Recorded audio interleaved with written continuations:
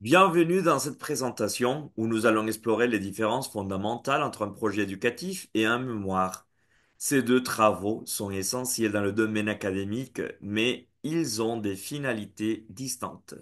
Moi, c'est César Leiva Valverde et je vais vous expliquer à continuation les différences conceptuelles entre un projet éducatif et un mémoire. Allons-y. Un projet éducatif structure les pratiques pédagogiques d'un établissement impliquant les enseignants, les élèves et les parents.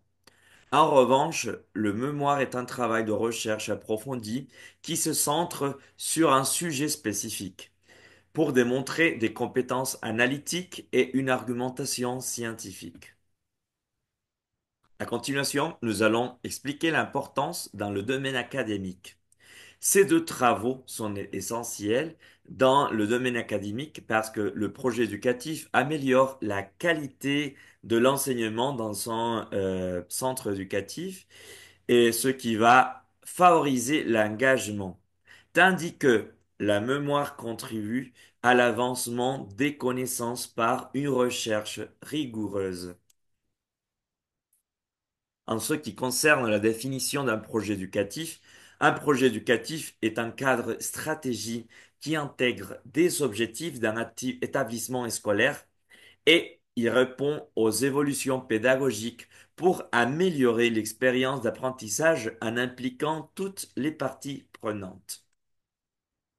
Par rapport aux mémoires, il est un travail de recherche universitaire mené par un étudiant. Normalement, il nécessite une méthodologie rigoureuse et vise à approfondir un sujet grâce à une analyse critique et une contribution scientifique. Par rapport aux fondements conceptuels et méthodologiques, les principes clés d'un projet éducatif se basent sur plusieurs principes fondamentaux. Une approche systématique, la participation de tous les acteurs éducatifs et l'adaptabilité pour répondre aux besoins de l'établissement. Cette structure vise à garantir l'inclusion et l'efficacité des pratiques pédagogiques. Alors que au domaine du mémoire, l'approche et la méthodologie se centrent et reposent sur des normes académiques rigoureuses. Les étudiants doivent choisir des méthodes appropriées, justifier le choix selon la démarche scientifique, ce qui permet de contribuer de manière significative aux connaissances dans leur domaine. Ce qui concerne l'évaluation continue du projet éducatif, elle est essentielle au succès d'un projet éducatif parce qu'elle permet d'effectuer des ajustements en temps réel et d'impliquer les parties prenantes. Cette dynamique assure que les objectifs pédagogiques sont atteints et ajustés selon les besoins. Dans le domaine de l'analyse approfondie et des démarches scientifiques du mémoire, et le mémoire exige une analyse approfondie du sujet en recourant à des méthodes de recherche précises. Ces démarches scientifiques facilitent non seulement la rigueur de l'analyse, mais aussi la pertinence des résultats. De cette manière, on va contribuer ainsi à l'enrichissement des connaissances académiques.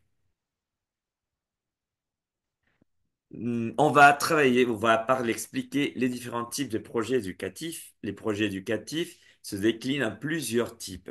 On peut trouver institutionnels, communautaires et spécialisés, professionnels et internationaux. Chacun de ces types répond aux besoins spécifiques, facilitant l'inclusion, le développement des politiques et les échanges interculturels. À continuation, je vais expliquer les contributions à l'avancement des connaissances académiques. Les mémoires contribuent à l'avancement des connaissances en offrant des analyses approfondies sur des sujets spécifiques. Il permet aussi d'explorer de nouvelles méthodologies et d'enrichir le corpus scientifique, renforçant ainsi la recherche académique.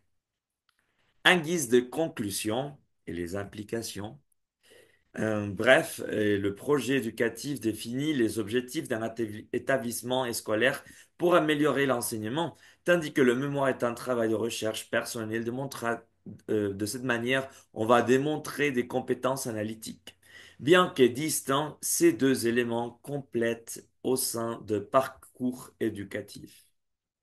Et les deux sont importants parce qu'ils vont nous permettre à bien comprendre les différences entre le projet éducatif et le mémoire pour optimiser la gestion et l'organisation dans le domaine éducatif. Cela va aider les enseignants, les élèves et les chercheurs à apprendre leur rôle et leurs responsabilités dans chaque type de travail. De cette manière, on finit notre exposé. Merci beaucoup de votre attention. Au revoir.